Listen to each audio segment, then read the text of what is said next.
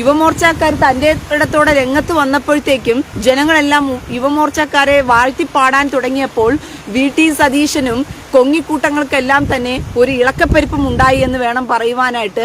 അങ്ങനെ ഇവർക്ക് വേണ്ടി ഇവരെ സപ്പോർട്ട് ചെയ്തുകൊണ്ട് ജനം രംഗത്ത് വന്നു കഴിഞ്ഞാൽ നമ്മൾ മരവാഴകളായി മാറിയാലോ എന്ന് പേടിച്ചിട്ട് ഇങ്ങനെ എന്തുവാ ഞങ്ങൾക്കും ധൈര്യമുണ്ടടാ എന്നൊക്കെ പറഞ്ഞ് നെളിഞ്ഞ് പുറത്തേക്ക് ചാടിയതാണ് ഇവറ്റങ്ങളെല്ലാം. പക്ഷെ എന്ത് ചെയ്യാനായിട്ടാണ്, പിടിച്ചു നിൽക്കാനുള്ള അത്രത്തോളം കപ്പാസിറ്റി ഇല്ല എന്ന് വേണം പറയാനായിട്ട്. VT സതീശന് പ്രസംഗം കംപ്ലീറ്റ് ആക്കാതെ തന്നെ ഓടി ഒളിക്കേണ്ട അവസ്ഥ വന്നു എന്ന് വേണം പറയാനായിട്ട്. അപ്പോൾ എന്റെ പ്രിയ സഹോദരങ്ങളെ, ഇന്നലെ നിങ്ങളോട് ലൈവിൽ കുറച്ച് കാര്യങ്ങളൊക്കെ സംസാരിച്ചിരുന്നു.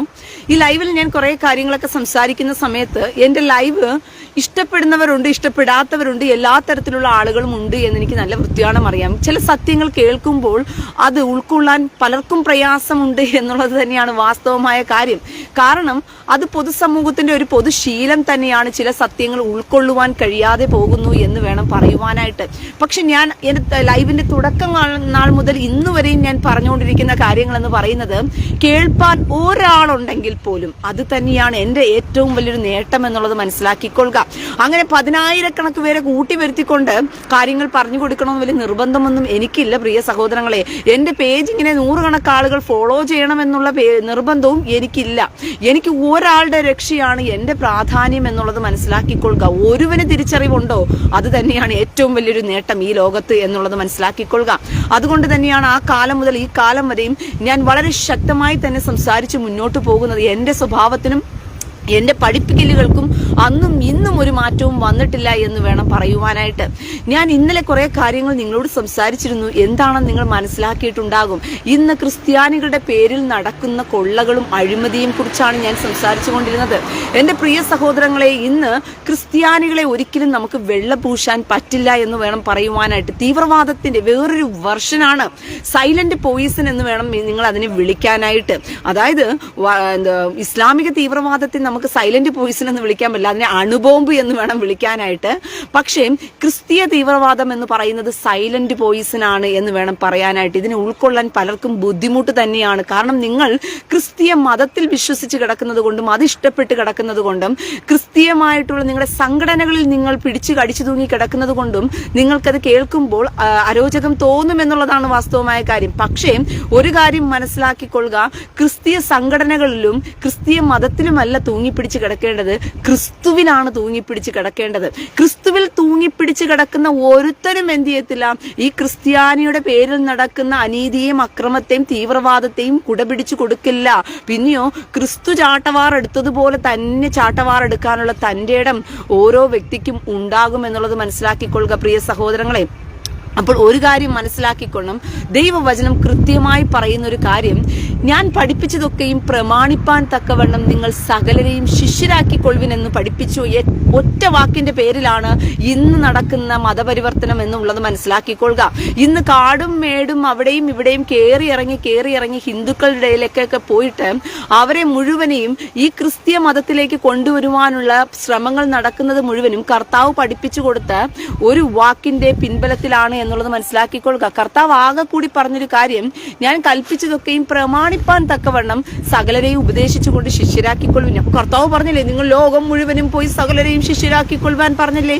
അതുകൊണ്ട് ഞാൻ ലോകം മുഴുവനും കറങ്ങി നടന്ന് എല്ലാവരെയും ശിഷ്യരാക്കാൻ പോകുകയാണ് എന്നുള്ള വ്യാമോഹത്തിലാണ് ഇന്ന് ഏകദേശപ്പെട്ടവരും എന്ത് ചെയ്യുന്നത്, ക്രിസ്ത്യാനികളെ മതപരിവർത്തനം നടത്തുവാൻ വേണ്ടി ശ്രമിക്കുന്നതെന്നുള്ളതും ഹിന്ദുക്കളെ മതപരിവർത്തനം നടത്തുവാൻ വേണ്ടി ശ്രമിക്കുന്നതെന്ന് വേണം പറയുവാനായിട്ട്. എന്റെ പ്രിയ സഹോദരങ്ങൾ, ഇത് ദൈവവചനത്തിന് വിരുദ്ധമാണ്. ഒരിക്കലും ഒരു മതത്തിൽ കൊണ്ടുവരുവാൻ ദൈവം ആരോടും പറഞ്ഞിട്ടില്ല, ദൈവം ആരോടും കൽപ്പിച്ചിട്ടുമില്ല എന്നുള്ളത് മനസ്സിലാക്കിക്കൊള്ളുക.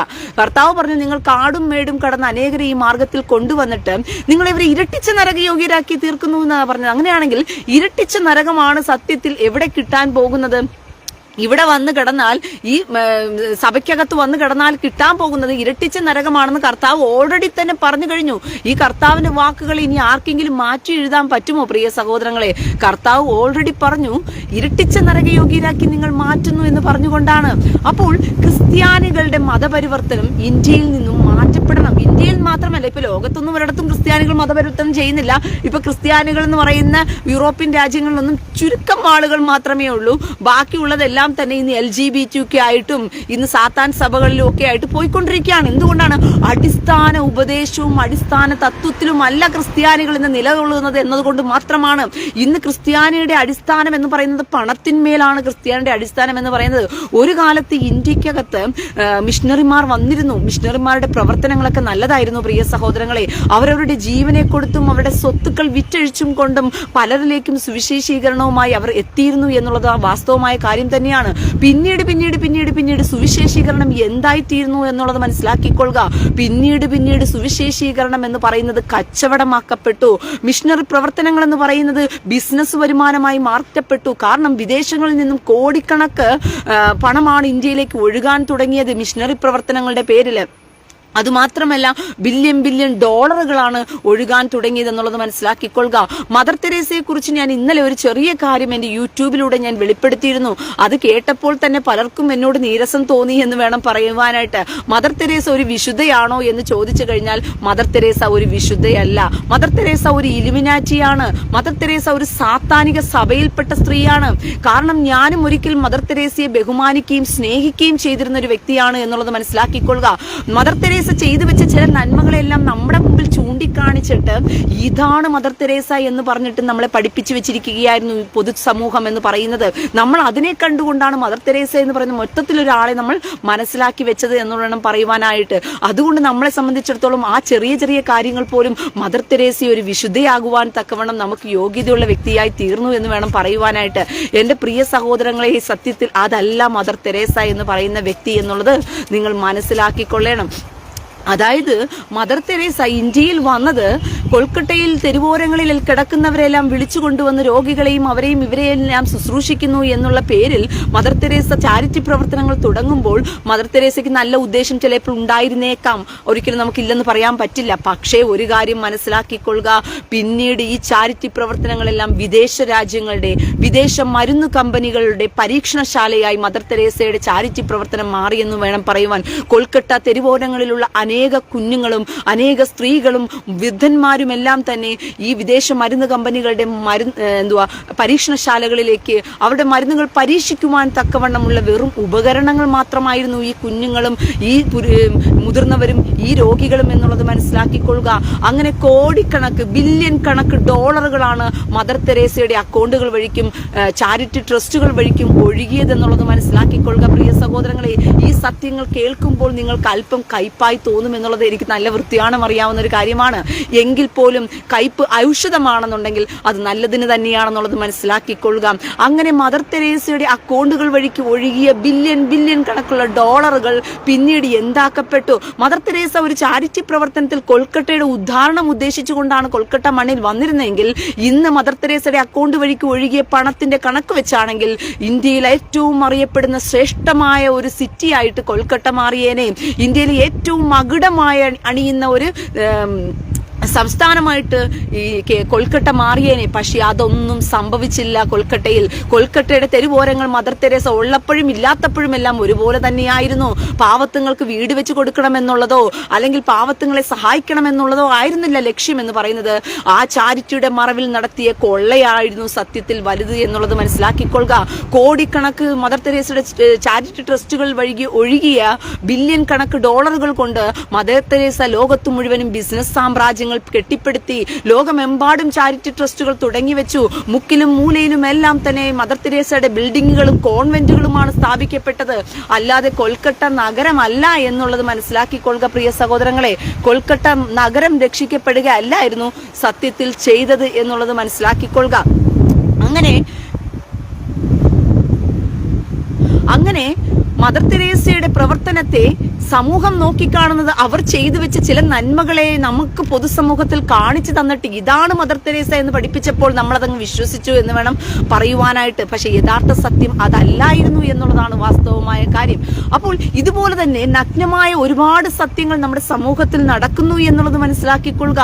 അത് കേൾക്കുമ്പോൾ അല്പം ദഹനക്കേട് നിങ്ങൾക്ക് തോന്നിയെന്നിരിക്കും. പക്ഷേ ആ സത്യങ്ങൾ ഒരിക്കലും സത്യമല്ലാതെ ആകുന്നില്ല എന്നുള്ളതാണ് വാസ്തവമായ കാര്യം. ഒരു കാര്യം കൂടി കൂടി നിങ്ങൾ മനസ്സിലാക്കിക്കൊള്ളണം. ഇന്ന് അന്നത്തെ ചാരിറ്റി പ്രവർത്തനത്തിന്റെ വേറൊരു വെർഷനായിട്ടാണ് ഇന്ന് പെന്തക്കോസ് സഭകൾ നടക്കുന്നത് എന്നുള്ളത് മനസ്സിലാക്കിക്കൊള്ളുക.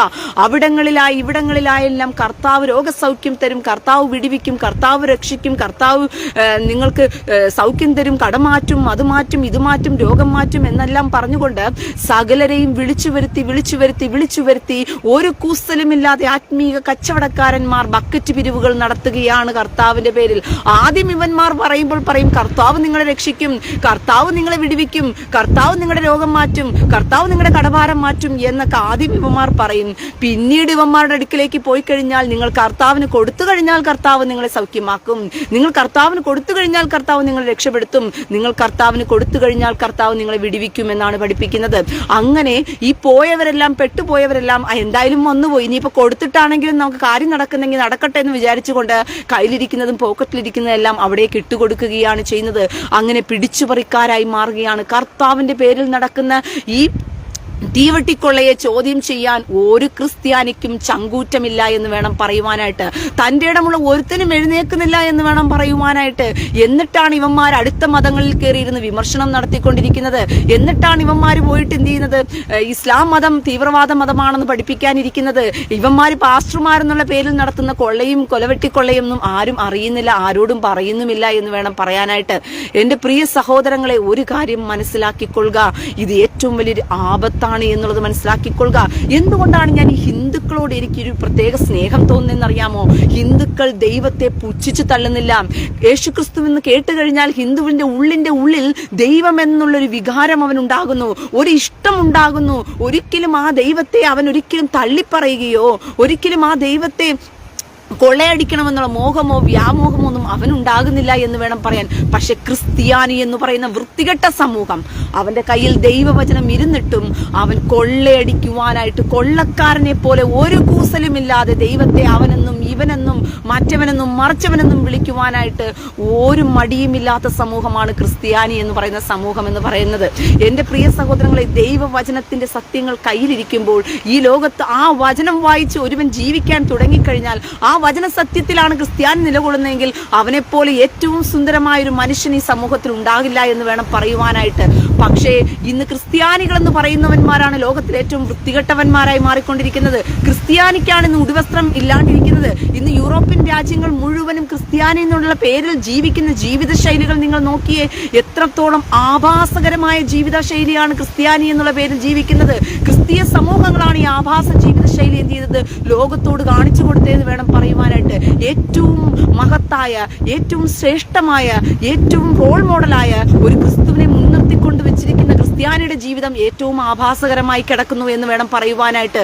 എന്നാൽ ഏറ്റവും ആഭാസകരനായ, ഏറ്റവും ഒന്നിനും കൊള്ളാത്തവനായ ഒരു മമ്മദ് കാമഭ്രാന്തനെ വെച്ച് ജീവിക്കുന്നവനെല്ലാം അവന്റെ പെണ്ണിനെയും കുഞ്ഞിനെയും എല്ലാം എന്ത് ചെയ്യുക, അപ്പിക്കുപ്പായത്തിനകത്ത് ഇട്ട് പൊതിഞ്ഞു വെച്ചുകൊണ്ടിരിക്കുന്നു എന്ന് വേണം പറയുവാനായിട്ട്. എന്ത് തരത്തിലുള്ള ലോജിക് ഇല്ലായ്മയാണ് ഈ ലോകത്ത് നടന്നുകൊണ്ടിരിക്കുന്നത് നോക്കിയ പ്രിയ സഹോദരങ്ങളെ.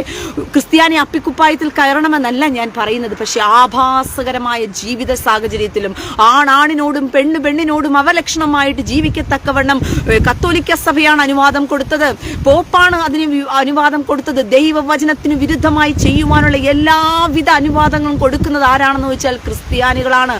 അവരെ സംബന്ധിച്ചിടത്തോളം ദൈവവചനമല്ല അവർക്ക് പ്രാധാന്യം. അവരെ സംബന്ധിച്ചിടത്തോളം അവരുടെ സഭ കത്തോലിക്ക എന്ന് പറയുന്ന ഒരു സംഘടനയാണ് അവർക്ക് പ്രാധാന്യം എന്നുള്ളത് മനസ്സിലാക്കിക്കൊള്ളുക.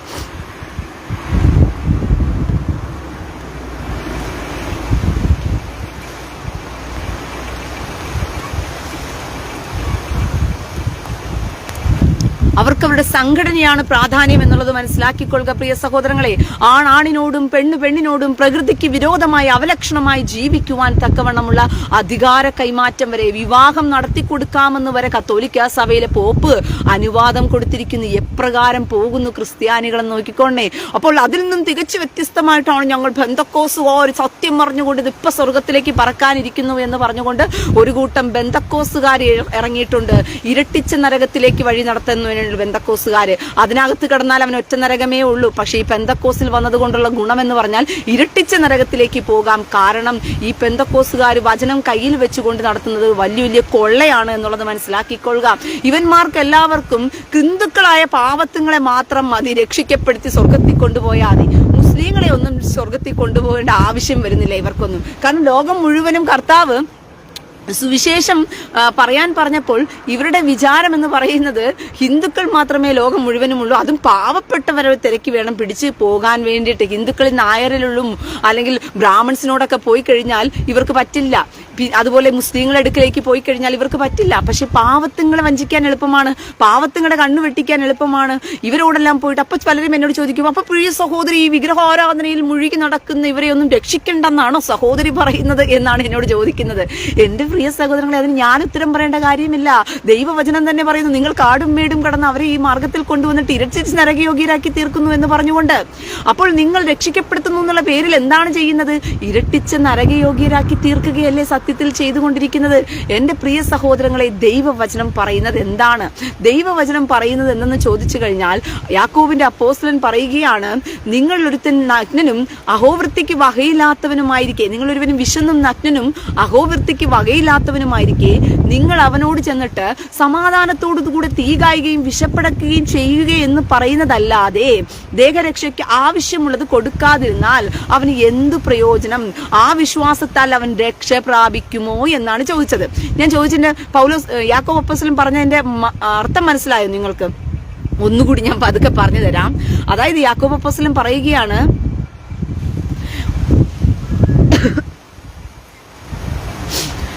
യാക്കോബ് അപ്പോസ്തലൻ പറയുകയാണ്, അതായത് നിങ്ങളിൽ നിങ്ങളുടെ കൂട്ടു സഹോദരൻ, നിങ്ങളൊരുത്തൻ വിശന്നും നഗ്നനും അഹോവൃത്തിക്ക് വകയില്ലാത്തവനുമായിരിക്കെ. ഇപ്പൊ ഈ പെന്തക്കോസുകാർ കയറി ചെല്ലുന്ന വീടുകളെല്ലാം പാവപ്പെട്ടവരുടെ വീടാണ്. നേരാവണ്ണം ആഹാരത്തിനില്ല, ഉടുതുണിയില്ല, കഷ്ടപ്പാടാണ്, എന്തുവാ വെള്ളം ഒലിച്ചു കയറുകയാണ്. അങ്ങനത്തെ വീടുകളിലേക്കാണ് കയറി ചെല്ലുന്നത്.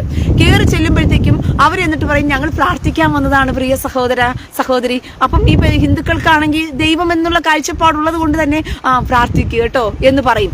അപ്പോൾ പോയിരുന്ന് അങ്ങ് പ്രാർത്ഥിക്കുകയാണ്. പോയിരുന്ന് പ്രാർത്ഥിക്കുന്ന സമയത്ത് അവർ പറഞ്ഞു കൊടുക്കുകയാണ്, ദൈവം നിന്നെ വിടുവിക്കും, ദൈവം നിന്നെ രക്ഷിക്കും, നിങ്ങളുടെ കഷ്ടതകളിൽ നിന്നെല്ലാം ദൈവം നിങ്ങളെ വിടുവിക്കും, നിങ്ങൾക്ക് ആഹാരം ദൈവം തരും, നിങ്ങൾക്ക് വസ്ത്രം ദൈവം തരും, നിങ്ങളുടെ ഈ ഇപ്പോഴുള്ള അവസ്ഥകളെല്ലാം നിങ്ങൾക്ക് മാറിക്കിട്ടും എന്ന് പറഞ്ഞു കൊടുക്കുകയാണ്. അപ്പോൾ ഇതാണ് യാക്കോബ് അപ്പോസ്തലൻ ചോദിക്കുന്നത്, നിങ്ങൾ ഒരുവൻ വിശന്നും നഗ്നനും അഹോവൃത്തിക്ക് വകയില്ലാത്തവനുമായിരിക്കെ നിങ്ങൾ അവരോട് പോയിട്ട് പറയുകയാണ്, നിങ്ങൾ സമാധാനത്തോടുകൂടി തിന്ന് തീകാഞ്ഞു കൊള്ളുകിനെന്ന് പറയുന്നതല്ലാതെ, അതായത് നീ രക്ഷപ്പെടും, നിന്നെ ദൈവം രക്ഷിക്കും, ദൈവം നിന്നെ സൗഖ്യമാക്കും എന്ന് പറയുന്നതല്ലാതെ ദേഹരക്ഷയ്ക്ക് അവൻ ആവശ്യമുള്ളത് കൊടുക്കാതിരുന്നാൽ എന്ത് പ്രയോജനം എന്നാ ചോദിച്ചത്. എടാ, അവനോട് പോയിട്ട് നിനക്ക് തിന്നാൻ ദൈവം തരുമെന്ന് പറയുന്നതല്ലാണ്ട് അവന് തിന്നാൻ നീ കൊടുക്കണമെന്നാ പറഞ്ഞിരിക്കുന്നത്. അത് കൊടുക്കാതെ ഇത് പറഞ്ഞതുകൊണ്ട് അവൻ എങ്ങനെ രക്ഷപ്പെടുമെന്നാ ചോദിച്ചത്. പറഞ്ഞത് പിടികിട്ടിയോ? അപ്പോൾ ദേഹരക്ഷയ്ക്ക് ആവശ്യമുള്ളത് കൊടുക്കാതിരുന്നാൽ പ്രയോജനം? ആ വിശ്വാസത്താൽ അവൻ രക്ഷ പ്രാപിക്കുമോ എന്നാണ് യാക്കോബ് അപ്പോസ്തലൻ ചോദിക്കുന്ന ചോദ്യം എന്ന് പറയുന്നത് തന്നെ. അപ്പോൾ ആ വിശ്വാസത്താൽ അവൻ രക്ഷ പ്രാപിക്കില്ല എന്നുള്ളതാണ് വാസ്തവമായ കാര്യം. എന്റെ പ്രിയ സഹോദരങ്ങളെ, അപ്പൊ കർത്താവ് അങ്ങനെ പ്രവൃത്തിയില്ലാത്ത വിശ്വാസം നിഷ്ഫലമാകുന്നു എന്ന് പറയുന്നു. അങ്ങനെ പ്രവൃത്തിയില്ലെങ്കിൽ ചുമ്മാ പോയിട്ട് കർത്താവ് നിന്നെ രക്ഷിക്കും, കർത്താവ് നിന്നെ വിടുവിക്കും എന്ന് പറഞ്ഞുകൊണ്ട് ഒരുത്തിനെ വിളിച്ചോണ്ട് വന്നിട്ട് ഈ സഭയ്ക്കകത്ത് മനുഷ്യ സ്നേഹത്തിൽ ധർമ്മത്തിലും നീതിയിലും ജീവിക്കുന്നവര് കേരളത്തിൽ ഇനി ഒരു രക്ഷയും ഞാൻ കാണുന്നില്ല. അതുകൊണ്ട് എന്നെ പറഞ്ഞ തെറികളും ഓരോരുത്തരും വിളിച്ചുകൊണ്ട് വന്നിട്ട് ഈ സഭയ്ക്കകത്ത് കൊണ്ടുവന്ന് ഇരുത്തിയത് കൊണ്ടൊന്നും പ്രയോജനമില്ല എന്ന് ദൈവവചനം തന്നെ പറയുന്നു. അവൻ രക്ഷിക്കപ്പെടുന്നില്ല എന്ന് പറഞ്ഞുകൊണ്ട് ആ വിശ്വാസത്താൽ അവൻ രക്ഷിക്കപ്പെടുമോ? ഇല്ല, ഒരിക്കലുമില്ല, അവന് പറ്റത്തില്ല. അവൻ വീണ്ടും സഭയ്ക്കകത്ത് വരുമ്പോഴും എന്താണ് അവന്റെ ലക്ഷ്യം? അവന്റെ ലക്ഷ്യം എന്റെ കർത്താവ് ചിലപ്പോൾ എന്നെ വിടുവിക്കുമായിരിക്കും, എന്നെ രക്ഷിക്കുമായിരിക്കും. 1 വർഷമായി 2 വർഷമായി മാറ്റമൊന്നും ഇല്ലാതെ ചെറിയ ചെറിയ വ്യത്യാസങ്ങളൊക്കെ വരുമായിരിക്കും. വലിയ മാറ്റമൊന്നും ഇവന്മാര് പറഞ്ഞ ഓഫറൊന്നും കിട്ടില്ല. അപ്പോഴേക്കും ഈ സഹോദരൻ പറയും, എന്റെ പാസ്റ്ററെ, ഞങ്ങളുടെ പ്രശ്നം ഒന്നും മാറിയിട്ടില്ല പാസ്റ്ററെ, ഞങ്ങൾ ഇപ്പോഴും ബുദ്ധിമുട്ടില്ല പാസ്റ്ററെ, കടഭാരം ഇപ്പോഴും ഉണ്ട് പാസ്റ്ററെ. വിഷമിക്കേണ്ട സഹോദരൻ, നമുക്കൊരു ഉപവാസ പ്രാർത്ഥന വെച്ചേക്കാമെന്ന് പറഞ്ഞ് അവന്റെ തലമേൽ വീണ്ടും ഒരു ഹോമയാഗം അടിച്ചേൽപ്പിക്കുകയാണ്.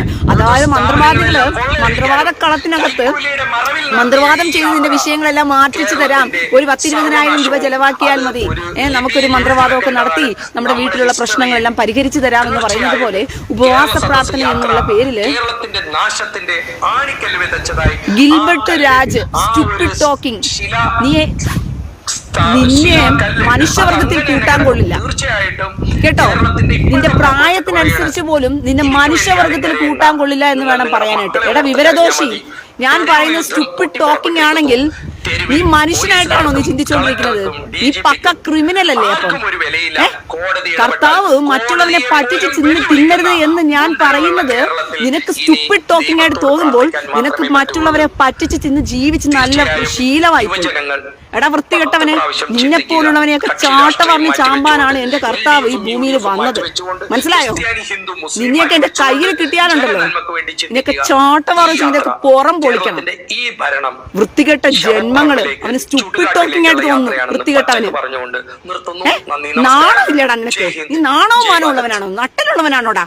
ദൈവവചനത്തെ കുറിച്ച് സംസാരിച്ചു കൊണ്ടിരിക്കുമ്പോൾ, ഈ ദൈവവചനത്തെ കച്ചവടമാക്കിക്കൊണ്ടിരിക്കുന്ന കച്ചവടക്കാർക്കെതിരെ ഞാൻ സംസാരിച്ചു കൊണ്ടിരിക്കുമ്പോൾ നിനക്ക് സ്റ്റുപ്പിഡ് ടോക്കിംഗ് ആയിട്ട് തോന്നുന്നു. എന്നെ കർത്താവിനെ കൊണ്ടുപോയി വഴിയിലെത്തി കൊണ്ടുവച്ച് പിച്ചയിടാ.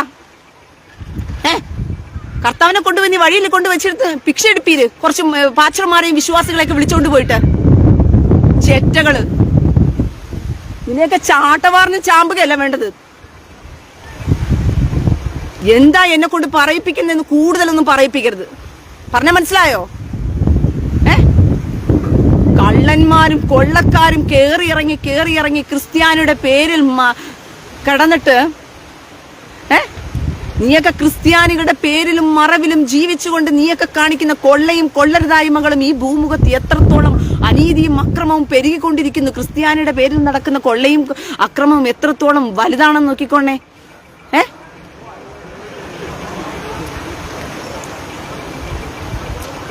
സ്റ്റുപ്പിഡ് ടോക്കിംഗ് ആണ് പോലും. സത്യം വിളിച്ചു പറയുമ്പോൾ കേൾക്കുമ്പം ഭയം തോന്നുന്നു വൃത്തികെട്ട ജന്മങ്ങൾക്ക്. കാരണം എല്ലാവരെയും കൊന്നും കൊലവിളിച്ചും മതം മാറ്റിയും കൊണ്ടിരിക്കുന്ന വേറൊരു സമൂഹത്തിനിടയിൽ തീവ്രവാദത്തിന് വേറൊരു വർഷനുമായി സൈലന്റ് തീവ്രവാദം കൊണ്ട് നടക്കുന്ന ക്രിസ്ത്യാനികളിൽ പെട്ടവന്മാരല്ലേ ഇവന്മാർക്കെല്ലാം. ഇതൊക്കെ കേൾക്കുമ്പോഴത്തേക്ക് ചിലപ്പം കൊണ്ടുകയറുമെന്ന് വേണം പറയുവാനായിട്ട്. മൂടി വെച്ചതൊന്നും പുറത്തു വരാതിരിക്കത്തില്ല എന്നുള്ളത് മനസ്സിലാക്കിക്കൊള്ളുക. നീയൊക്കെ ചെയ്യുന്ന അനീതിയും അക്രമവും ദൈവവചനത്തെ വെച്ച് വിറ്റ് നീയൊക്കെ കാശാക്കിക്കൊണ്ടിരിക്കുകയാണ്. സഭയ്ക്കകത്ത് വിളിച്ചു കൊണ്ടുവന്നിട്ട് നിന്റെ കഷ്ടത തീരും, പ്രയാസം തീരും എന്നൊക്കെ വിളിച്ചു കൊണ്ടുവന്ന് സഭയ്ക്കകത്ത് ഇരുത്തി വെച്ചിട്ട് 1 വർഷം 2 വർഷം കഴിയുമ്പോഴത്തേക്കും അവന്റെ പ്രയാസവും കഷ്ടതയും തീരത്തില്ല. അപ്പോൾ അവൻ ചോദിക്കും, പാച്ചറേ നമുക്ക് എന്റെ പ്രശ്നങ്ങൾ മാറുന്നില്ലല്ലോ പാച്ചറേ, എനിക്ക് രക്ഷിക്കപ്പെടാൻ ഒരു വഴിയുമില്ലല്ലോ പാച്ചറേ, എന്താ പാച്ചറേ നമുക്ക് ഉപവാസ പ്രാർത്ഥന വെക്കാം സഹോദര, വിഷമിക്കണ്ട, നമുക്കൊരു ഉപവാസ പ്രാർത്ഥന എല്ലാം റെഡിയാക്കി തരാം എന്ന് പറഞ്ഞിട്ട് ഹോമകുണ്ടങ്ങൾ വെച്ച് നടത്തുന്നത് പോലെയുള്ള പ്രവൃത്തിയാണ് ഉപവാസ പ്രാർത്ഥന എന്നുള്ള പേരിൽ 10,000 രൂപ അവനെ കൊണ്ട് ചെലവാക്കിക്കും. പിന്നെ ഉപവാസ പ്രാർത്ഥനയും വെച്ചിട്ട് 10 പാസ്റ്റർമാരെയും വിളിച്ചു വരുത്തി കൊണ്ടു കഴിഞ്ഞാൽ അവന്മാർക്കെല്ലാം ചെലവിന് കൊടുത്തോണ്ടിരിക്കണം. പിന്നെ പണം ഓരോ ഉപവാസ പ്രാർത്ഥനയ്ക്ക് വരുമ്പോഴത്തേക്കും അവന്റെ ചെലവ് ഇരട്ടിയാ. കാരണം ഉപവാസ പ്രാർത്ഥന എന്ന പേര് വെച്ചിട്ട് വന്നു കയറുന്ന പാച്ചർമാർക്ക് കോഴിയും ചിക്കനും മട്ടനും ഒക്കെ തിന്ന് പൊളയ്ക്കാൻ വേണ്ടി അവന്മാർക്ക് പള്ളക്കകത്ത് കയറ്റി കൊടുക്കണം ആഹാരം വെച്ച് വിളമ്പി. പേരെന്താ? ഉപവാസ പ്രാർത്ഥന. ഈ ഉപവാസ പ്രാർത്ഥനയിലാണ് ഇവന്മാരെ വിളിച്ചു വരുത്തുന്നത്. എന്നിട്ട് വിളിച്ചു വരുത്തി വന്നു കയറുന്നവനെല്ലാം എന്ത് ചെയ്യണം? ചിക്കനും മട്ടനും വെച്ച് വിളമ്പി കൊടുക്കണം. എന്നിട്ട് ഭാര്യയും ഭർത്താവും മാത്രം, ഈ കുടുംബക്കാരും മാത്രം എന്ത് ചെയ്യണം? ഉപവസിക്കണം ഇരുന്ന്. എന്ത് പോക്കത്തനമാണ് കാണിക്കുന്നതെന്ന് വേണം പറയുവാനായിട്ട്. ഇങ്ങനെയെല്ലാം കാണിച്ചും കൊള്ളയൊക്കെ ചെയ്തുകൊണ്ടിരുന്നപ്പോ നിനക്കൊന്നും നട്ടലില്ലേ നാട്ടിലെ? നിനക്കൊന്നും നട്ടലില്ലേടാ നാട്ടില്? ഇങ്ങനെ നാട്ടിനെ മുടിപ്പിച്ചും നശിപ്പിച്ചും കൊള്ളയടിച്ചും ഒക്കെ ദൈവവചനത്തെ വിറ്റ് കാശാക്കുന്നതിനൊക്കെ നിനക്കൊക്കെ ഒരു പരിധിയില്ലേ? കേട്ടിരിക്കാനും കണ്ടിരിക്കുവാനും ഒക്കെ ഒരു പരിധി വേണം. പക്ഷെ ഇത് കൂടിപ്പോയി എന്ന് വെച്ചാൽ ഒത്തിരി കൂടിപ്പോയി. എന്റെ പ്രിയ സഹോദരങ്ങളെ, അങ്ങനെ കൊള്ളയടിച്ചിട്ട് അവസാനം ഉപവാസ പ്രാർത്ഥനയും കൂടി കഴിഞ്ഞു ഒരു 6 മാസം കഴിയുമ്പോഴും ഒരു രക്ഷയുമില്ല. പാച്ചറോട് വന്ന് പറയും, പാച്ചറേ ഒരു രക്ഷയുമില്ല പാച്ചറേ, എന്റെ കുടുംബത്തിനകത്ത് ഇപ്പോഴും കടഭാരം മാറിയിട്ടില്ല, മോളുടെ അസുഖം മാറിയിട്ടില്ല, മോളുടെ അഡ്മിഷന്റെ കാര്യം റെഡിയായിട്ടില്ല, അത് റെഡിയായിട്ടില്ല, ഇത് റെഡിയായിട്ടില്ല എന്നൊക്കെ പറയുന്ന സമയത്ത് ഉടനെ പാച്ചർ പറയും, അതേ പ്രിയ സഹോദരി, നിന്റെ വിശ്വാസം പോരാ, നിന്റെ ആത്മീക നിലവാരം പോരാ, നീ കുറച്ചുകൂടി ആത്മീയതയിൽ അങ്ങ് വളരണം, കുറച്ചുകൂടി ആത്മീയതയിൽ അങ്ങ് വളരണം. ഇവൻ പോയി വിളിച്ചോണ്ട് വന്നത് എങ്ങനെയാണ്? ഈ വിശ്വാസിയെ വിളിച്ചോണ്ട് വന്നത് എങ്ങനെയാണ്? ദൈവം നിന്റെ കഷ്ടത മാറ്റും, പ്രയാസം മാറ്റും, രോഗം മാറ്റും, അത് മാറ്റും. അപ്പൊ ഈ ഓഫർ പറഞ്ഞില്ലല്ലോ, നീ ആത്മീയതയിൽ അങ്ങ് അതികഠിനമായ ഉച്ചകോടിയിൽ ആത്മീയതയിൽ നീ പുളകം കൊണ്ടിരുന്നാൽ മാത്രമേ ദൈവം അനുഗ്രഹിക്കുന്നെല്ലാം പറഞ്ഞു ഇവൻ. നീ പാപിയായിരുന്നാലും ദൈവം നിന്നെ സ്നേഹിക്കൂ എന്ന് പറഞ്ഞിട്ടാണ് എന്ത് ചെയ്തത്? ഇവനൊക്കെ വിളിച്ചോണ്ട് വരുന്നത്. പാപിയായിരുന്നാലും ദൈവം നിന്നെ വിടുവിക്കും, പാപിയായിരുന്നാലും ദൈവം നിന്നെ സ്നേഹിക്കുന്നു, നീ പാപിയായിരുന്നാലും ദൈവം നിനക്ക് രക്ഷയെ തരും, നിന്റെ പാപങ്ങളെ ദൈവം കടും ചുമപ്പ് പോലെയുള്ളതിനെ തൂമൻ, അങ്ങനെ പാപങ്ങളെപ്പോലും കടും ചുമപ്പുള്ളവനെ തൂമന്നാക്കാമെന്നുള്ള പറഞ്ഞ കർത്താവിന് പിന്നെന്തവന്റെ കഷ്ടത മാറ്റാൻ ഇത്ര കുഴപ്പമെന്നാ? വല്ല പ്രയാസവും ഉണ്ടോ കർത്താവിന്? അതിന് വിശുദ്ധി വേണോ അല്ലേ? പാപങ്ങളൊക്കെ ഞാൻ എടുത്ത് വേണമെങ്കിൽ തൂമഞ്ഞ് പോലെയൊക്കെ പുറകിലെടുത്തിട്ട് വെളുപ്പിച്ച് തരാം. പക്ഷെ നിനക്ക് അനുഗ്രഹത്തുണ്ടെങ്കിൽ നിന്റെയൊക്കെ വിശുദ്ധിയും ഇതൊക്കെ കാണണം. പാച്ചർമാർ പിന്നെ വിശുദ്ധിയുടെ ഉച്ചകോടിയിൽ നിൽക്കുന്നത് കൊണ്ടാണ് ഞങ്ങൾ അനുഗ്രഹിക്കപ്പെടുന്നത്. കണ്ടോ, ഞാൻ ദൈവദാസനായി വേലയെടുക്കുന്ന സമയത്ത് ഞാൻ ഇന്ന സഭയിലായിരുന്നപ്പോൾ എനിക്ക് നേരാവണ്ണം കഴിപ്പാനും കുടിപ്പാനും ഒന്നുമില്ലായിരുന്നു. പക്ഷെ ഇപ്പോൾ ദൈവം എന്നെ അനുഗ്രഹിച്ചു മാനിച്ചിരുത്തിയിരിക്കുന്നു. അതെ, അനുഗ്രഹിച്ചു മാനിച്ചിരുത്തിയിരിക്കുന്നു. കാരണം ജോലിക്കും കൂലിക്കും പോകാതെ നാട്ടുകാരുടെയൊക്കെ ദശാംശത്തിൽ ജീവിക്കുമ്പോൾ നല്ലതുപോലെ അനുഗ്രഹം കാണും. കാരണം 20,000 രൂപ ഒരുവന് പണിയെടുക്കുമ്പോൾ കിട്ടുമ്പോൾ അവൻ 2,000 വെച്ച് കൊടുത്തു കഴിഞ്ഞാൽ 10 പേര് 20,000 അവന് കിട്ടും. 18,000 രൂപ വിശ്വാസിക്കേ ഉള്ളൂ. അപ്പൊ വിശ്വാസി താഴെയും കിടക്കും, പാച്ചർ മേളിലും വരും. അനുഗ്രഹം അങ്ങനെ വന്നുകൊണ്ടേയിരിക്കും. കണക്ക് കൂട്ടാൻ ബുദ്ധിയില്ലാത്ത മന്ദബുദ്ധി വിശ്വാസികളോട് ഇരുന്ന് കഴിഞ്ഞാൽ ഇവന് പറഞ്ഞു പറ്റിക്കാൻ എളുപ്പമല്ലേ? എന്നെ ദൈവം അനുഗ്രഹിച്ചെന്ന് പറഞ്ഞിട്ട് ഒന്ന് ആലോചിച്ച് നോക്കി. എന്നെ ദൈവമാ അനുഗ്രഹിച്ചെന്ന് പറഞ്ഞിട്ട് ഇവന് പറയാൻ എളുപ്പമല്ലേ? പറഞ്ഞു പറ്റിക്കാൻ വിശ്വാസികൾ മുഴുവൻ മന്ദബുദ്ധികളായിട്ട് കാൽക്കുലേഷൻ ഇല്ലാതിരിക്കുമല്ലേ? 20,000 രൂപ ഒരുവന് വരുമാനമുണ്ടെന്ന് ഇരിക്കട്ടെ, 10 പേര് ആ സഭയിലുണ്ടെന്ന് ഇരിക്കട്ടെ, 10 പേര് വെച്ച് 2,000 രൂപ ദശാംശം കൊടുത്തു കഴിഞ്ഞാൽ ഇവന് ജോലിക്കും കൂലിക്കും പോകണ്ട. അവന് 24 മണിക്കൂർ മൊബൈൽ ഫോണിനകത്ത് ഇരുന്നാൽ മതി, AC-ക്കകത്ത് കയറി ഇരുന്ന് ഉറങ്ങിയാൽ മതി, എണ്ണീറ്റാൽ മതി. പിന്നെ ബുധനാഴ്ച ദിവസം കോട്ടേജ് മീറ്റിംഗ് എന്ന് പറഞ്ഞുകൊണ്ട് വീട്ടാന്തോറും കയറി ഇറങ്ങിപ്പോയി പുട്ടടിക്കാം. നല്ല വൃത്തിയാണം പോയിരുന്നിട്ട്, ഓരോ വീട്ടിലും പോയിരുന്നിട്ട് ആ കൂട്ടത്തിൽ കൈമടക്കും കിട്ടും വേറെ.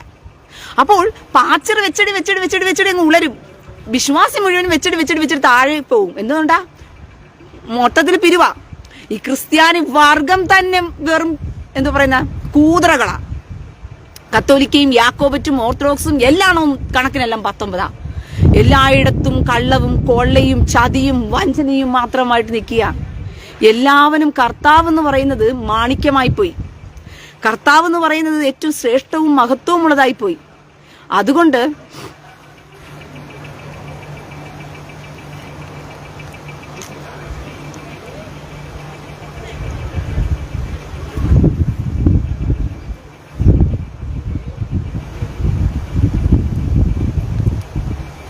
ഓക്കെ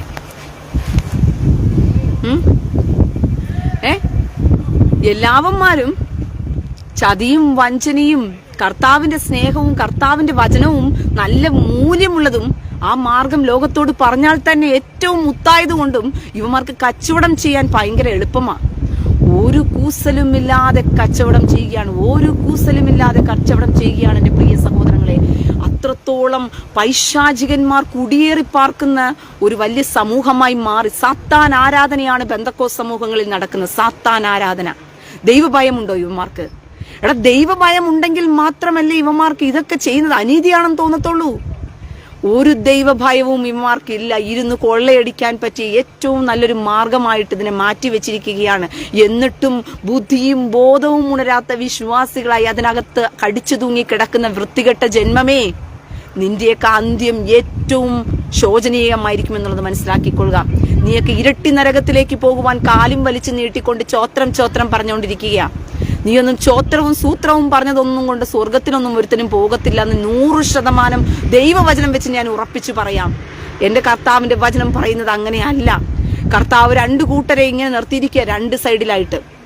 അല്ലാതെ എന്റെ സഭയ്ക്കകത്ത് വന്നിട്ട് നീയൊക്കെ മതം മാറി വന്ന് നീ ഏതെങ്കിലും ഹിന്ദുവായിരിക്കോ, വല്ല മുസൽമാനായിരിക്കോ, വല്ല ജുദ്ധനായിരിക്കോ, ബുദ്ധനായിരിക്കോ, പാർസി ആയിരിക്കോ, ഏതെങ്കിലും മതത്തിൽപ്പെട്ടവനൊക്കെ ആണെങ്കിൽ പോലും നിങ്ങൾ ആ മതമൊക്കെ ഉപേക്ഷിക്കണം. ഉപേക്ഷിച്ചിട്ട് നിങ്ങൾ എന്റെ മതത്തിലോട്ട് വരണം. ക്രിസ്ത്യാനി എന്ന് പറയുന്ന പേരും നിങ്ങൾ അഭിമാനം കൊണ്ട് പുളകിതമണിഞ്ഞ് എന്റെ മതത്തിലോട്ട് വന്നിട്ട് നിങ്ങൾ കയറി വന്നിരുന്നിട്ട് സഭയായിട്ട് പാച്ചറിന്റെ കീഴിൽ പോയിരുന്നിട്ട് ചമ്പാ വാടാറ് ഈബല വാടാറ് ഊബല കടക എന്ന് പറഞ്ഞു കഴിഞ്ഞാൽ നിങ്ങൾ സ്വർഗത്തിൽ പോകുമെന്നാണ് ഇവന്മാര് പഠിപ്പിച്ചു വെച്ചിരിക്കുന്ന രീതി. മനസ്സിലായോ? രക്ഷിക്കപ്പെട്ട ഏറി എന്ത് ചെയ്യണം? സ്വർഗത്തിൽ വരണമെങ്കിൽ പാച്ചർമാരുടെ സഭയ്ക്കകത്ത് കയറി ഇരിക്കണമെന്നാണ് പഠിപ്പിച്ചു വെച്ചിരിക്കുന്നത്. ഇതാണ് ലാസ്റ്റ് വാചകം. പെന്തക്കോസ്തിൽ വന്നു കഴിഞ്ഞാൽ നിങ്ങൾ സ്വർഗത്തിൽ പോകുമെന്നാണ് പഠിപ്പിച്ചു വെച്ചിരിക്കുന്നത്. എന്റെ പ്രിയ സഹോദരങ്ങളെ, ബുദ്ധിശൂന്യന്മാരായി മാറിയിരിക്കുന്നു. ചാട്ടവാർ കർത്താവ് എടുത്തതുപോലെ എടുക്കേണ്ട സമയം അതിക്രമിച്ചിരിക്കുന്നു. അത്രത്തോളം കൊള്ള, അത്രത്തോളം അനീതി, അത്രത്തോളം അക്രമം ഇതിനകത്ത് പെരുകിക്കിടക്കുകയാണ്. പാപത്തിൽ മുഴുകിക്കിടക്കുകയാണ്. എല്ലാവരും നരകത്തിലേക്കുള്ള വഴിയെ ഒരുക്കി കെട്ടിവെച്ചിരിക്കുകയല്ലാണോ? എന്നിട്ട് ഇപ്പോഴും പറയും ഞങ്ങൾ സ്വർഗത്തിലേക്ക് പറക്കാനിരിക്കുന്നു എന്ന്. ഞാൻ ഈ ശമ്പാവാട, റീബലവാട, റൂബലവാട എന്ന് പറയുമ്പോഴത്തേക്കും ഈ പെന്തക്കോസുകാരുടെയൊക്കെ വിചാരം എന്ന് പറഞ്ഞാൽ ഇതിനെ പരിശുദ്ധാത്മാവിനെതിരെ സംസാരിക്കുന്നു, അന്യഭാഷയ്ക്കെതിരെ സംസാരിക്കുന്നു എന്നുള്ളതാണ് ഇവരുടെയൊക്കെ വിചാരം എന്ന് പറയുന്നത്. ഞാനൊരു പരിശുദ്ധാത്മാവിനും എതിരെ സംസാരിക്കുന്ന വ്യക്തിയല്ല, പരിശുദ്ധാത്മാവിനെ വിശ്വസിക്കുന്ന വ്യക്തിയാണ്, പരിശുദ്ധാത്മാവിനെതിരെ ദൂഷണം പറയരുതെന്ന് പഠിപ്പിക്കുന്ന വ്യക്തിയാണ്. എടാ, നീയൊക്കെ പറയുന്ന ശമ്പാവാടയും റൂബലവാടയും ശീബലവടയുമാണ് അന്യഭാഷയെന്ന് എവിടെയാ വചനത്തിൽ എഴുതി വെച്ചിരിക്കുന്നത്? നിനക്കറിയാമോ അന്യഭാഷ എന്താണെന്ന് പറഞ്ഞിട്ട്? അതറിയത്തില്ലെന്നുണ്ടെങ്കിൽ മിണ്ടാതിരി. നീ എന്തിനാ ശമ്പാവാട, റൂബലവാട, റീബലവട എന്ന് പറഞ്ഞ് നിന്റെ വായി തോന്നുന്നതെല്ലാം കോതയ്ക്ക് പാട്ടെന്ന് പറയുന്ന കണക്ക് നീ പറഞ്ഞ? അങ്ങനെയാണെങ്കിൽ ഈ ബാഹുബലിയിൽ അവൻ പറഞ്ഞതും കറക്റ്റ് ആണല്ലോ. അവനും പറഞ്ഞത് അന്യഭാഷ എന്ന് പറയുമ്പോൾ ലക്ക ലക്ക, ലൊങ്ക ലൊക്ക, ലുക്കട ലക്ക, ബക്കല ബുക്ക എന്ന് അവൻ പറഞ്ഞതും അന്യഭാഷയായിട്ട് മാറുമല്ലോ. നീയൊക്കെ പറയുന്ന ശമ്പാവാടയും റീബലവാടയും അന്യഭാഷയാണെങ്കിൽ അങ്ങനെയാണെങ്കിൽ പിന്നെ നീയൊക്കെ എന്തർത്ഥത്തിലാണ് ഇതിനെ ദൈവവചനം എന്ന് പറയുന്നത്, ഇതിനെ അന്യഭാഷ എന്ന് പറയുന്നത്? ഇതൊരു അന്യഭാഷയാണോ? നീ പറഞ്ഞത് അന്യഭാഷയാണ്, നിനക്ക് എങ്ങനെ മനസ്സിലായി? എനിക്കതാ അറിയേണ്ടത്. അന്യഭാഷ എന്ന് പറഞ്ഞ ഭാഷയാണ്. നിനക്ക് ഭാഷ സംസാരിക്കാൻ അറിയാമോ? നീ അന്യഭാഷയിൽ ശമ്പാവാട, റൂബലവട എന്ന് റിപ്പീറ്റ് അടിച്ചുകൊണ്ടിരിക്കുന്ന അല്ലാണ്ട് നീ ഒരു ഭാഷയായിട്ട് സംസാരിക്കുന്നുണ്ടോ? ഞാൻ നിന്നെയൊക്കെക്കാളും അധികം അന്യഭാഷയിൽ സംസാരിക്കുന്ന വ്യക്തി. ആ പ്രാഗൽഭ്യത്തോടു കൂടിയാണ് ഞാൻ സംസാരിക്കുന്നത്. നിന്നെയൊക്കെക്കാളും എനിക്ക് പൗലോസ് പറയാൻ പറ്റുന്നത് പോലെ പ്രാഗൽഭ്യത്തോട് എനിക്ക് പറയാൻ പറ്റും. പൗലോസ് പറഞ്ഞു, ഞാൻ നിങ്ങളിൽ അധികമായ അന്യഭാഷയിൽ സംസാരിക്കുന്നു എന്ന് പൗലോസ് പറഞ്ഞു. എന്നിട്ട് പൗലോസ് നാട്ടാളെ മുഴുവനും കേൾപ്പിക്കാൻ വേണ്ടിയിട്ട് പൗലോസ് സഭകളിൽ പോയിരുന്നിട്ട് ശമ്പാവാട, റൂബലവാട എന്ന് പൗലോസ് വിളിച്ചു കൂവിയില്ല. പൗലോസ് അന്യഭാഷ സംസാരിച്ചത് ദൈവത്തോട് ആത്മീക മർമ്മങ്ങളെ സംസാരിക്കാനാ അന്യഭാഷ ഉപയോഗിച്ചത്. പക്ഷെ നീയൊക്കെ ശമ്പടവാടയും റീബലവടയും ഊടാരാടയും ശീബാവാടയൊക്കെ പറയുന്നത് എന്തിനു വേണ്ടിയിട്ടാ? നാട്ടുകാരോടെല്ലാം എനിക്ക് അന്യഭാഷയുണ്ട്, ഞാൻ പരിശുദ്ധാത്മാവുള്ളവനാണെന്ന് കാണിക്കാൻ വേണ്ടിയിട്ടാ. നിന്നിൽ പരിശുദ്ധാത്മാവല്ല, സാത്താൻ കയറിയിരിക്കുന്നത് കൊണ്ടാണ് നീ നാട്ടുകാരെ കാണിക്കാൻ വേണ്ടിയിട്ട് ശമ്പടവാടയും റീബലവാടയും കൂടരാടായും ഒക്കെ പറഞ്ഞുകൊണ്ടിരിക്കുന്നത്. അന്യഭാഷ ഒരു ഭാഷയാണ്. അത് സംസാരിക്കേണ്ടത് കോൺവെർസേഷൻ നടത്താനാണ്. മനസ്സിലായോ? അന്യഭാഷ സംസാരിക്കേണ്ടത് കർത്താവുമായൊരു കോൺവെർസേഷനാണ്. അന്യഭാഷയിൽ സംസാരിക്കുന്നവൻ ദൈവത്തോട് ആത്മീക മർമ്മങ്ങളെ സംസാരിക്കുന്നു എന്നാണ് പറയുന്നത്. അപ്പോൾ ദൈവത്തോടാണ് അവൻ സംസാരിക്കേണ്ടത്, ആത്മീക മർമ്മങ്ങളെയാണ് അവൻ സംസാരിക്കേണ്ടത്. അല്ലാതെ അന്യഭാഷയിൽ കയറി എന്നെ കയറി ആരാധിക്കാനൊന്നും കർത്താവ് പറഞ്ഞിട്ടില്ല. അന്യഭാഷയിൽ കയറി നീയൊക്കെ ഊടരാടാ ഊപടരാടാ എന്നൊക്കെ പറഞ്ഞ് ബഹളം വെക്കാനൊന്നും കർത്താവ് പറഞ്ഞിട്ടില്ല. പക്ഷെ ഇന്ന് അതൊക്കെ ഒരു ട്രെൻഡായി മാറിയിരിക്കുകയാണ്. ആത്മീക അന്തരീക്ഷം ക്രിയേറ്റ് ചെയ്യുകയാണ്. എന്റെ പ്രിയ സഹോദരങ്ങളുടെ ആത്മീക അന്തരീക്ഷം ക്രിയേറ്റ് ചെയ്യുകയാണ് ഇവന്മാർ ചെയ്യുന്നത്. എന്താണെന്നറിയാമോ? നിങ്ങൾക്കറിയാം, ഇതൊക്കെ ഹിപ്നോട്ടിസം മെത്തേഡാണ് ഇവിടെ നടന്നുകൊണ്ടിരിക്കുന്നത് മുഴുവനും. ഹിപ്നോട്ടിസം മെത്തേഡ്, അതായത് നിങ്ങൾക്കറിയാം, ഈ മന്ത്രവാദം ചെയ്യണമെങ്കിൽ ഒരു മന്ത്രവാദ കളം ക്രിയേറ്റ് ചെയ്യപ്പെടണം. അങ്ങനെ മന്ത്രവാദ കളം ക്രിയേറ്റ് ചെയ്യപ്പെട്ട് കഴിഞ്ഞാൽ മാത്രമേ ആ മന്ത്രവാദ അന്തരീക്ഷം രൂപപ്പെട്ട് കഴിയുമ്പോഴത്തേക്കും ഈ മന്ത്രവാദം ചെയ്യാൻ മന്ത്രവാദികൾക്ക് എളുപ്പമാണ്. ഇതുപോലെ ഒരു ആത്മീക ഘടകരജസ്യ ഋജിത്വതയോ സത്യം, ഇത് ഞാൻ പലരിൽ നിന്നും കേട്ടതാണ്. ഘടകരജസ്യ എന്ന് പറയുന്നത്.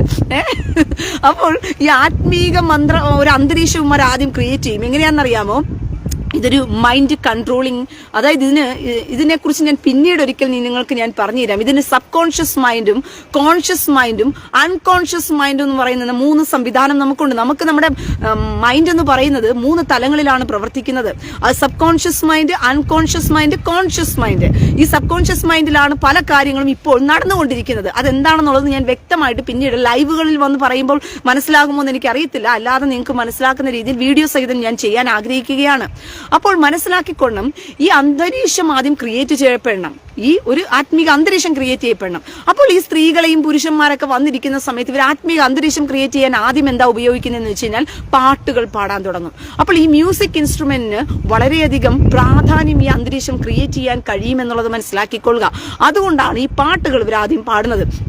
അങ്ങനെ പാട്ടുകൾ പാടി പാടി പാടി വരുമ്പോഴത്തേക്കും ഓട്ടോമാറ്റിക്കലായിട്ട് ഇവരുടെ മനസ്സുകളിലേക്ക് പരിശുദ്ധാത്മാവ് ഇറങ്ങി വന്നിരിക്കുന്നു, ഇതാ കർത്താവ് നിങ്ങളുടെ ഇടയിലേക്ക് ഇറങ്ങി വന്നിരിക്കുന്നു, ഇതാ ദൈവസാന്നിധ്യം ഇവിടെ ഒഴുകി വന്നിരിക്കുന്നു എന്നിങ്ങനെ പറയുമ്പോൾ നീ ഉറങ്ങിക്കൊണ്ടിരിക്കുന്നു, നീ ഉറക്കത്തിലേക്ക് പോയിക്കൊണ്ടിരിക്കുകയാണ് എന്നിങ്ങനെ പറയും തോറും ഹിപ്നോട്ടിസം മെത്തേഡിൽ മൈൻഡ് കൺട്രോൾ ചെയ്യപ്പെടുകയാണ് അവിടെ ചെയ്യുന്നത്. അപ്പോൾ ഓട്ടോമാറ്റിക്കലായിട്ട് അവിടെ അതൊരു ഹിപ്നോട്ടിസമാണ്. അതാണ്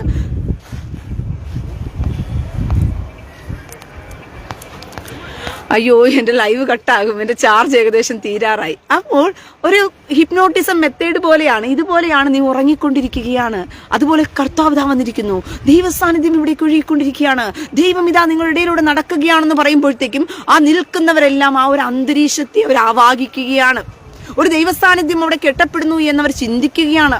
ഓട്ടോമാറ്റിക്കലായിട്ട് അവരുടെ മൈൻഡ് അതിനായി പ്രിപ്പയർഡ് ആകുകയാണ്. ഈ സാഹചര്യത്തെയാണ് കൃത്യമായിട്ട് ഈ പാസ്റ്റർമാർ എന്ത് ചെയ്തത് മുതലെടുക്കുന്നത് എന്നുള്ളത് മനസ്സിലാക്കിക്കൊള്ളുക. ഇത് കുറച്ച് ഡീപ്പായിട്ട് നിങ്ങൾ മനസ്സിലാക്കേണ്ട കാര്യമാണ്. ഞാനിത് പിന്നീട് നിങ്ങളോട് പറഞ്ഞു തരാം. അപ്പോൾ ഇങ്ങനത്തെ ഒരു സാഹചര്യത്തെ ഇവർ കൃത്യമായിട്ട് മുതലെടുക്കുകയാണ്. ഈ സമയത്ത് അവർ എന്തു പറയുന്നോ അതനുസരിച്ച് മനുഷ്യൻ പ്രവർത്തിക്കാൻ തുടങ്ങും. കാരണം ഇവരുടെ കോൺഷ്യസ് മൈൻഡ് മാറിപ്പോയി. മനസ്സിലായോ? അതായത് ഇപ്പൊ എന്റെ കോൺഷ്യസ് മൈൻഡ്, ഞാനിപ്പോ സബ് കോൺഷ്യസ്, ഞാനിപ്പോ നടക്കുകയാണ്, ഞാൻ നടന്നു പോകുമ്പോഴത്തേക്കും ഞാൻ നോക്കുമ്പോൾ അവിടെ ഒരു കുഴിയുണ്ട്, അവിടെ ഒരു വലിയൊരു കുഴിയാണെന്നുള്ളത് എന്റെ കോൺഷ്യസ് മൈൻഡ് എന്നോട് സംസാരിക്കുമ്പോഴാണ് ഞാൻ പെട്ടെന്ന് ആ കുഴിയിൽ നിന്നും അയ്യോ മാറി അങ്ങോട്ട് പോകുന്നത്. കാരണം കുഴിയിൽ വീഴാതിരിക്കുന്നത് എന്റെ കോൺഷ്യസ് മൈൻഡ് അവിടെ എന്ത് ചെയ്യുകയാണ്, എന്നെ സഹായിക്കുകയാണ് ചെയ്യുന്നത്. പക്ഷെ ഈ അന്തരീക്ഷം ക്രിയേറ്റ് ചെയ്യപ്പെട്ട് കഴിഞ്ഞാൽ ഒരുവൻ ഉറങ്ങുന്നു, നീ ഉറങ്ങുകയാണ്, നീ ഇപ്പോൾ ഉറങ്ങിക്കൊണ്ടിരിക്കുകയാണ് എന്ന് പറഞ്ഞു കഴിഞ്ഞാൽ ആ കോൺഷ്യസ് മൈൻഡാണ് അവിടെ മാറ്റപ്പെടുന്നത്. ഉറക്കത്തിൽ കോൺഷ്യസ് മൈൻഡ് പോകുകയാണ്. അതുകൊണ്ടാണ് നമ്മൾ ഉറക്കത്തിൽ എന്ത് നടക്കുന്നു എന്നുള്ളത് നമ്മൾ മനസ്സിലാക്കാത്തത്. മനസ്സിലായോ? ഉറക്കത്തിൽ എന്ത് നടക്കുന്നു എന്നുള്ളത് നമുക്ക് മനസ്സിലാക്കാൻ കഴിയാതെ പോകും. നമ്മുടെ കോൺഷ്യസ് മൈൻഡ് അവിടെ മാറുകയാണ്, ഉറങ്ങുകയാണ്. ഇതുപോലെയാണ് ഇവന്മാര് നിങ്ങൾ ദൈവത്തിന്റെ ആത്മാവത ഇറങ്ങിക്കൊണ്ടിരിക്കുന്നു എന്നൊക്കെ പറഞ്ഞു കഴിയുമ്പോഴത്തേക്കും ആ കോൺഷ്യസ് മൈൻഡ് മാറിക്കഴിഞ്ഞു. പിന്നെ സബ് കോൺഷ്യസ് മൈൻഡിൽ അവനെ നിയന്ത്രിക്കാൻ എളുപ്പമാണ്. സബ് കോൺഷ്യസ് മൈൻഡിൽ പിന്നെ എന്ത് പറഞ്ഞു കൊടുത്താലും കോൺഷ്യസ് മൈൻഡ് ബുദ്ധിയോടെ ചിന്തിക്കുന്നില്ല. അവിടെ പറയുന്നത് മുഴുവൻ സബ് കോൺഷ്യസ് മൈൻഡിൽ അങ്ങ് ഉൾക്കൊള്ളുകയവൻ. ഞാൻ പറഞ്ഞത് പിടികിട്ടിയോ? ഞാൻ പറഞ്ഞത് പിടികിട്ടിയോ? കോൺഷ്യസ് മൈൻഡ് ഉറങ്ങിപ്പോയി. കോൺഷ്യസ് മൈൻഡ് ആണ് സത്യത്തിൽ ഇത് നല്ലത്, ഇത് ചീത്ത എന്നൊക്കെ നമുക്ക് പറഞ്ഞു തരുന്നത്. പക്ഷേ ഈ കോൺഷ്യസ് മൈൻഡ് എന്ത് ചെയ്തു? ആ സമയത്ത് മാറ്റപ്പെടുകയാണ്. കാരണം അവൻ പറഞ്ഞു തന്നിരിക്കുന്ന വേറൊരു ലോകത്തിലേക്കുള്ള സംഭവത്തെ പറഞ്ഞിരിക്കുകയാണ്. വേറെ ലോകത്തിൽ നിന്നും ദൈവം ഇങ്ങനെ ഇറങ്ങി നിന്റെ ഇടയിലൂടെ ഇങ്ങനെ നടക്കുന്നത് പറഞ്ഞിരിക്കുകയാണ്. എന്തോ അവൻ കണ്ടോണ്ടിരിക്കുന്നതൊക്കെ പറയുന്നത്. കർത്താവ് നിന്റെ ഇടയിലൂടെ നടന്നുകൊണ്ടിരിക്കുകയാണ്. അപ്പൊ ഇതിനു മുമ്പ് കർത്താവ് നടന്നില്ലായിരുന്നോ? ഇതിനു മുമ്പ് കർത്താവ് ഓടുകയായിരുന്നോ? ഒളിമ്പിക്സിൽ ഓടുന്ന കണക്ക്? അതോ ഇതിനു മുമ്പ് കർത്താവ് പറഞ്ഞുകൊണ്ടിരിക്കുകയായിരുന്നോ? പരിശുദ്ധാത്മാവ് നിന്റെ ഇടയിലൂടെ ഉലാത്തിക്കൊണ്ടിരിക്കുന്നു. അപ്പൊ ഇതിനു മുമ്പ് പരിശുദ്ധാത്മാവ് അവിടെ ഇല്ലായിരുന്നോ? എടാ വൃത്തികെട്ട ജന്മങ്ങളെ, പറ്റിക്കുന്നതിനൊക്കെ ഒരു പരിധി വേണം. പക്ഷെ ഇത് കുറച്ച് കൂടിപ്പോയി. ഇത് കുറച്ച് അങ്ങ് കൂടിപ്പോയി എന്ന് വേണം പറയുവാനായിട്ട്. പരിശുദ്ധാത്മാവ് നിന്റെ ഇടയിലൂടെ ഇങ്ങനെ നടന്നുകൊണ്ടിരിക്കുകയാണ്. പരിശുദ്ധാത്മാവ് ദൈവം ഇതാ ഉലാത്തിക്കൊണ്ടിരിക്കുന്നു നിങ്ങളുടെ ഇടയിലൂടെ. അപ്പൊ ഇതിനു മുമ്പ് കർത്താവ് ഉലാത്തുകയും അല്ലായിരുന്നു, ഇതിനു മുമ്പ് നടക്കുകയും അല്ലായിരുന്നു. പരിശുദ്ധാത്മാവ് ഇതിനു മുമ്പ് ഇല്ലായിരുന്നു ആ പ്രദേശത്ത്. എന്താ ഞാൻ പറയേണ്ടത് പ്രിയ സഹോദരങ്ങളെ? ഈ പ്രപഞ്ചത്തെ മുഴുവനെയും അടക്കി വാഴുകയും ഈ പ്രപഞ്ചത്തിന്റെ മുഴുവനെയും സൃഷ്ടാവായിരിക്കുകയും ചെയ്യുന്ന നമ്മുടെ ദൈവം എപ്പോഴും നമ്മുടെ കൂടെയുണ്ട്. ഞാൻ ലോകാവസാനത്തോളം നിങ്ങളുടെ കൂടെ ഉണ്ടെന്നാ പറഞ്ഞത്. അല്ലാതെ ആകാശത്ത് നിന്ന് തോന്നുമ്പോ പാസ്റ്റർമാർ വിളിക്കുമ്പോഴത്തേക്കും പോക്കറ്റിരിക്കുന്ന കബീഷ് കുട്ടനെ പോലെ ഓടിവാ എന്ന് പറയുമ്പോഴത്തേക്കും പറന്നു വരുന്ന ലുട്ടാപ്പിയെ പോലെ പറന്നു വരുന്ന ആളല്ല നമ്മുടെ കർത്താവ്. ഇവന്മാര് വിളിച്ചു വരുത്തുന്ന സമയത്ത് ഈ മന്ത്രവാദികൾ പണ്ട് കൈകളിൽ കുപ്പിക്കകത്തെല്ലാം കുട്ടിഭൂതങ്ങളെ കൊണ്ട് നടക്കുമായിരുന്നു. ഈ ഭൂതങ്ങളെ അഴിച്ചുവിട്ടിട്ടാണ് എന്ത് ചെയ്യുന്നത്? ഈ മന്ത്രവാദികൾ എന്ത് ചെയ്യുന്നത്? മന്ത്രവാദ കളത്തിലേക്ക് കാര്യങ്ങൾ ചെയ്തു മാറുന്നത്. ഈ കുട്ടിഭൂതങ്ങളെ കൊണ്ട് പണിയെടുപ്പിക്കും.